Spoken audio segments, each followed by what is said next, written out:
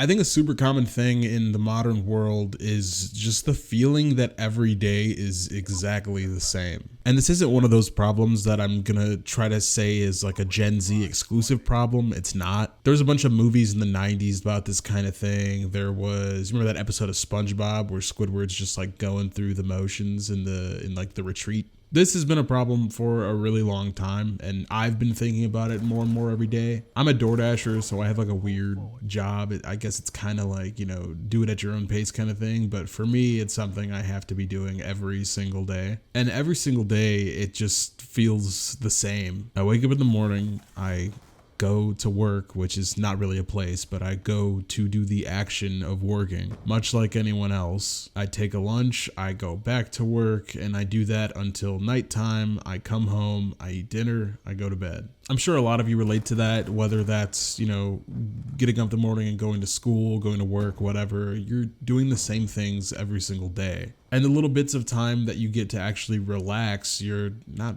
really relaxing. You're just sort of trying to fill up that time. A lot of you probably play a lot of the same video games every day, maybe hit the gym, maybe doomscroll for 4 hours at a time. But you still find yourself sort of bored or longing, or you just don't feel good at the end of the day. After all this time that was supposed to be spent sort of recovering, or I guess getting ready for the next day. And that next day you wake up and you do it all over again. Even if it's your day off or it's a weekend or whatever, you're probably doing a lot of the same things every day. Maybe there's not even really anything wrong in your life. There's no bad relationships. There's nothing negative going on happening to you or anyone you know, but nothing feels right. Every day is this blur. That's a lot of the way I have felt recently. I remember I was on this long drive delivering a couple days ago, and I just sort of realized, like, damn, it's June already. I've really lived in the apartment that I've been in since January of 2025. It's been a year and a half. But looking back at that time, I have a lot of trouble pointing things out. When did I do this? When did I do that? Because 95% of every single day I've lived here and I've had to DoorDash and all that, it's been the same thing every day. And I'm not saying that has anything to do with my job. I'm sure it would be the same if I had a 9 to 5. I thought that when I started paying rent, that months would feel like their own like little arcs. Like every month has a cap on it, and I, worry or don't worry if I'm gonna make rent, I make rent and I move on to the next month. But it's never ending, really, because it continues every month. There is no like definitive end. So every day just sort of blurs together. There's no like before or after. It's just like there's no events happening. Unless something like completely extraordinary happens, there's no like moment my brain can latch onto. And I feel like I'm looking at a comment that this video is gonna have like, bro, like you need some friends. Like I have friends, and we hang out from time to time. I also have a girlfriend that I live with. But most of the things that we do, most of the activities we do are like a lot of the same things. It's nothing like completely brand new. So it kind of falls into that routine. If there's homie time or girlfriend time on the schedule, that,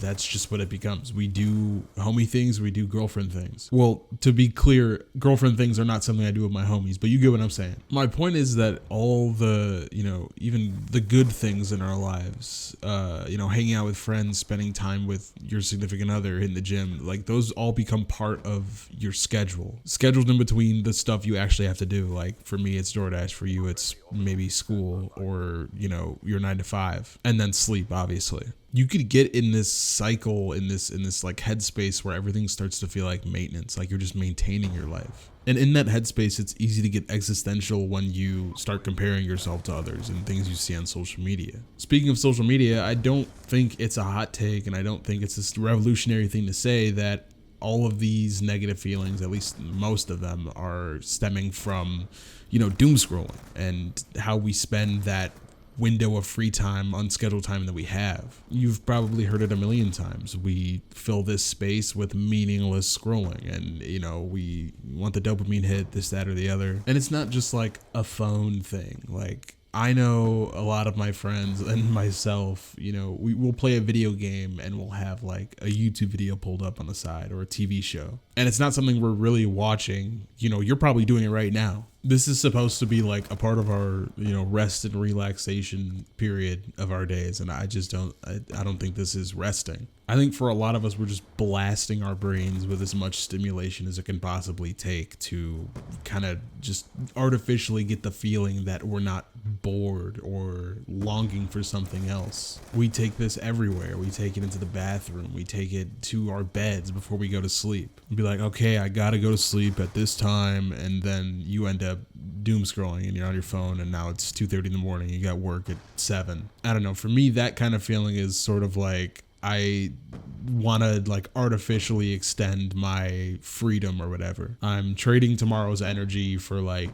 a few more minutes of TikTok or Reels or whatever, which, I mean, my job is driving, so that's probably not a good idea. But I think the phone and doom scrolling in general is sort of like a key part of this like mystery. I don't think we're bad people, or I mean those of us that doom scroll, I don't think we're bad people for doing that. I don't think we're chuds or whatever. And I think the reason behind us doing that is sort of like a biological thing. It's something that if we figure it out, maybe days won't feel like a blur anymore. I think the key to this I found was in a YouTube video by one of the great philosophers of our time, Michael from Vsauce. In the video, he says that doom scrolling isn't like a brain dead behavior, but like a hyperactive behavior. Basically, we as humans have sort of always had this innate desire for the new, like the next frontier. There's a reason we didn't all settle in one place. People went in every which direction and,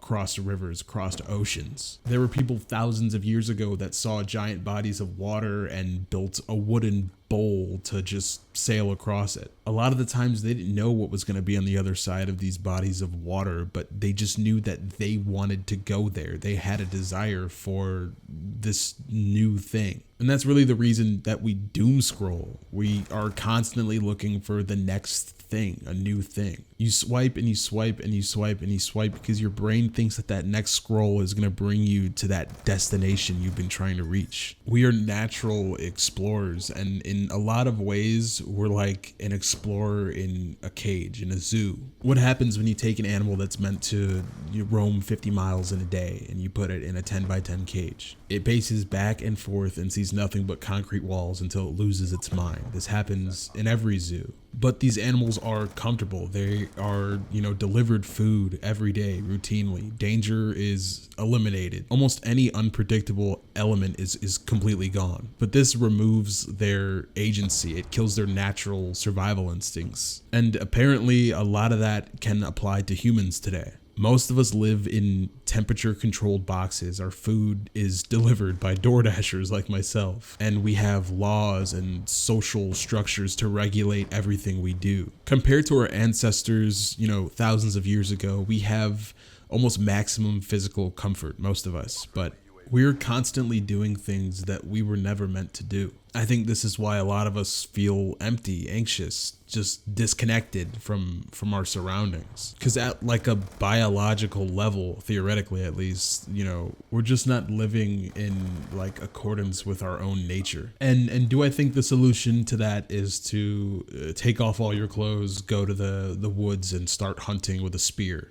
No. I think we have to stop shorting ourselves of what we need. We have to stop consuming the empty calories of something like doom scrolling. We want something new, but you could have 800 new TikToks you've scrolled in an hour, and really you have nothing. You won't remember 99.99% of them. Most of the time you gain zero real world experience. What you really want and what's missing is those new experiences, that new frontier. But I don't think you have to go to the extreme of that. There's a lot of millionaire podcasters or YouTubers that are like, yeah, bro, quit your job, sell everything you have and backpack through the Swiss Alps. And, maybe you'd want to do that, but rent is on the first. There's nothing you can do about that. No, but I'm saying we need to feed that explorer instinct without, completely derailing our lives. And that all starts with just being more intentional about your day-to-day, about your schedule. You have to try to break up the monotony of everyday life by doing stuff that you don't normally do in your everyday life. Have little micro adventures. Go somewhere you don't normally go. Eat something you don't normally eat. It can be, you know, less physical stuff too. Like the other day I had a really great conversation with a friend that I barely talked to. I reached out to him because we haven't talked in a while, and I saw something that reminded me of something we talked about before. We ended up having like a really nice 30-minute conversation. Talking to him is not something I do in my day-to-day, but it really improved my day. It's the little things, man. Like I went to see a movie the other night, and just, you know, if you don't see movies 4 times a week, like, you know, the AMC Stubbs A-list members do, it's like a different thing. Obviously you've been to movies before, but breaking out of your daily schedule and being somewhere for 2 hours with a group of people, hopefully watching a good movie, and coming out of it, I don't know, there's just something that's special about that. I can't explain it. Maybe that's just me. Something that's really been helping me lately is, you know, I deliver in the same like 15-mile radius every day. And sometimes I end up in these like cool looking towns, or I end up like, you know, delivering to a house on the lake, and there's like a public dock or whatever. Just walking through that town and just experiencing new things, or looking at that lake that I've never seen before. It